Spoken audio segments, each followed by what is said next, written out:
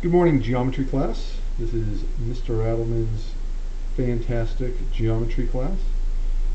Today we're going to discuss related conditions. These are directly related to what we have gone to, directly related to what we've been going over for the past couple days. They are related conditionals related to conditional statements that we've discussed, so related to if-then statements. So as you can see, it says the other statements, a related conditional is another statement based on a given conditional statement. There are four that we're going to discuss.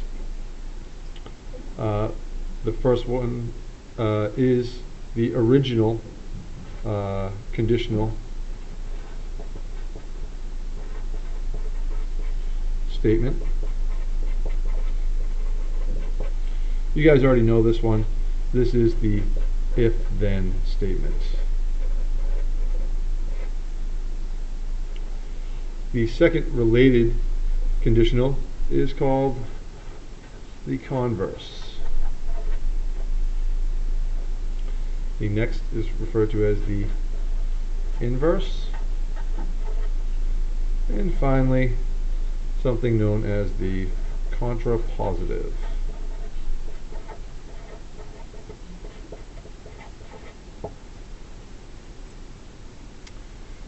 Now, we've also discussed truth values of conditional statements, and we can also say that if the conditional statement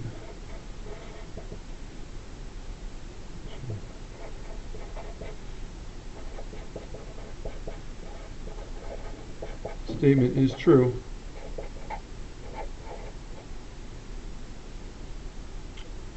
then the related conditionals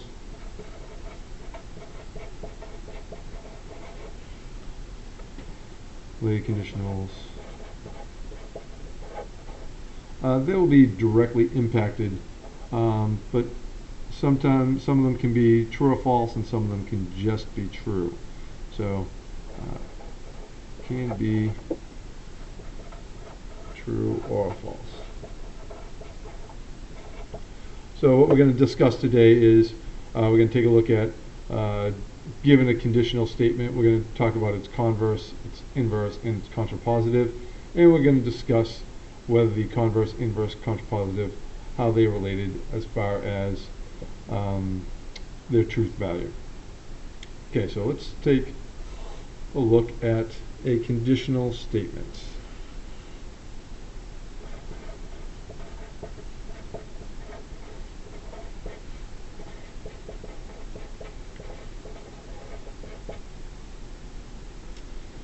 As I said, this is, you guys already know this is the if-then statement.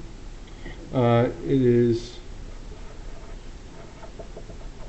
the given hypothesis and the given conclusion.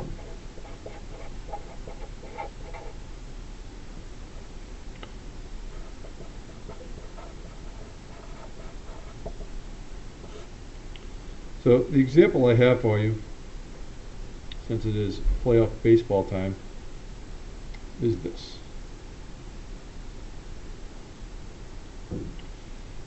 If the Yankees lost, then I am happy. Zoom on that a little. Okay. If the Yankees lost, then I am happy. This is our conditional statement. We know that we have the hypothesis, the Yankees lost, and the conclusion, I am happy. Now the related conditions are all going to be based on this statement. So let's take a look at our first related statement, our related conditional. This is referred to as the converse, which happens to be the style of shoe that I'm wearing right now. The converse is when you exchange the hypothesis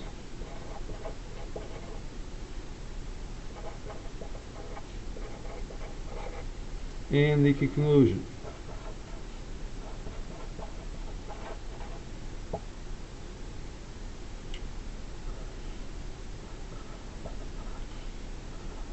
This may be true or false.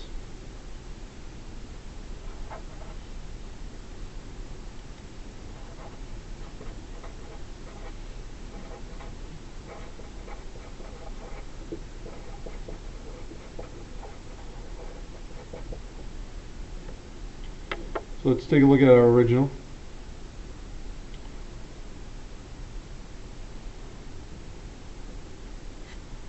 So let me move this up for you.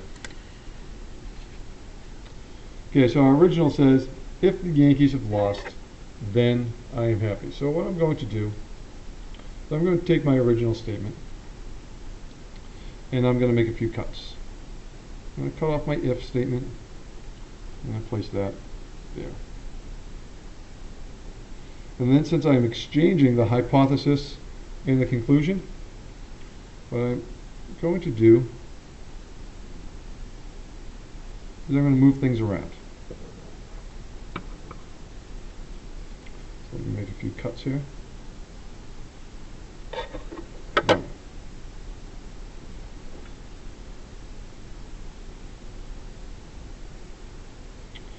So my original conditional statement says, if the Yankees lost, then I am happy.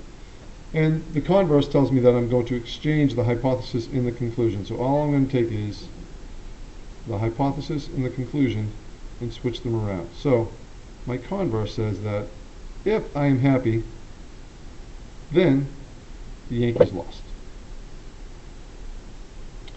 And this statement can be true. I am happy. We'll discuss what happened last night later. If I am happy, that means that the Yankees lost. That would be a true statement. Let's take a look at some more examples.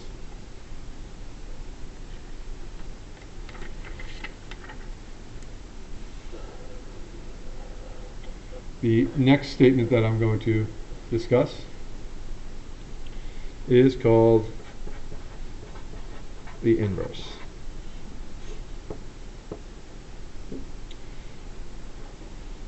With the inverse, what you do is you negate,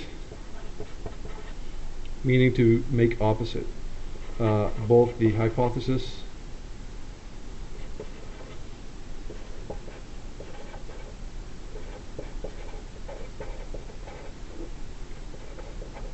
and the conclusion.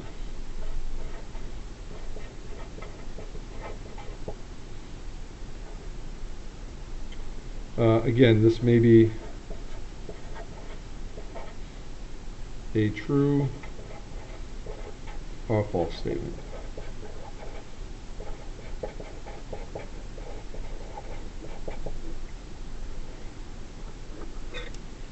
Okay, so let's take a look at an example.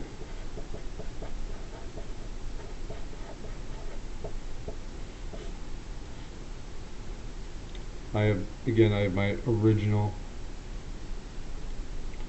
conditional statement. If the Yankees lost, then I am happy. So what I'm going to do is I'm going to negate the hypothesis, which is the Yankees lost, and the conclusion, I am happy. So let's take a look. So all I have to do is make a few cuts here.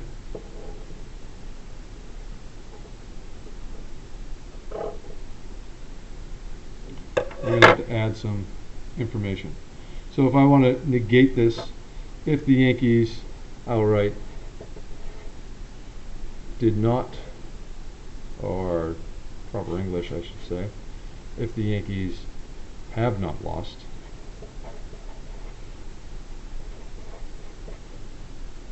if the Yankees, that's sticking to me, it's weird, have not lost, then to negate this conclusion, I'm just going to write the word I am not happy.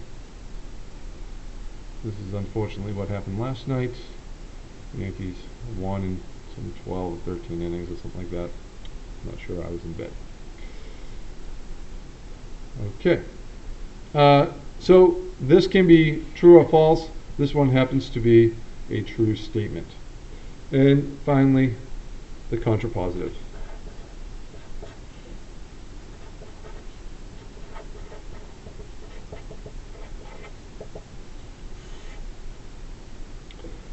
This is a combination of the inverse and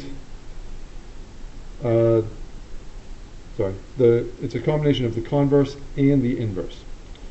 So what you're going to do is you're going to both exchange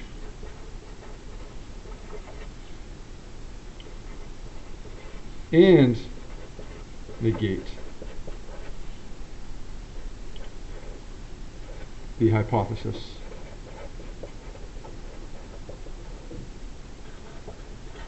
And the conclusion.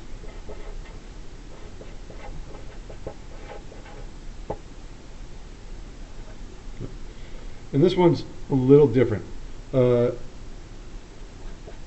This one is always true as long as the conditional statement is true.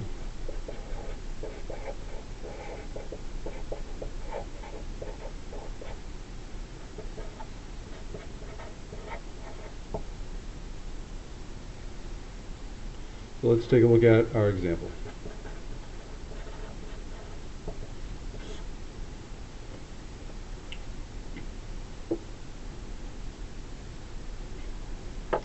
So the first thing I need to do is I'm going to exchange the hypothesis and the conclusion. So I'm going to cut off my if, put that there.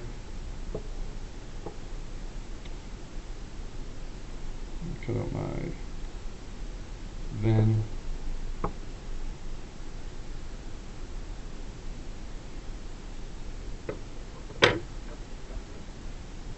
Okay, so our original says, if the Yankees lost, then I am happy. So I'm going to switch the hypothesis and the conclusion.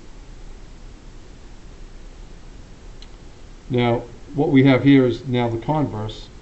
So what I need to do now to make it the contrapositive is to also negate these. So I need to change some language here.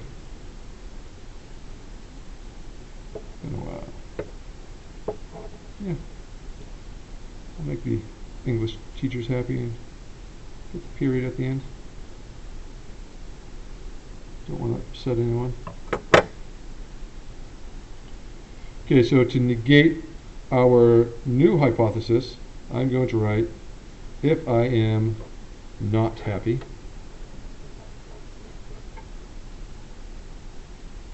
then the Yankees, and so I need to negate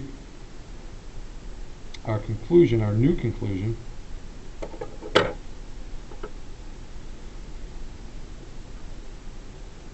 The Yankees, unfortunately, have not lost.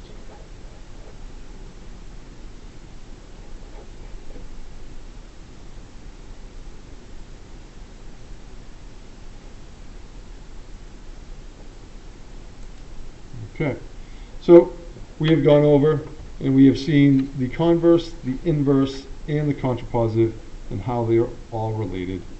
I hope this was very informative, and I hope you all have a fantastic day. Thank you very much. Goodbye.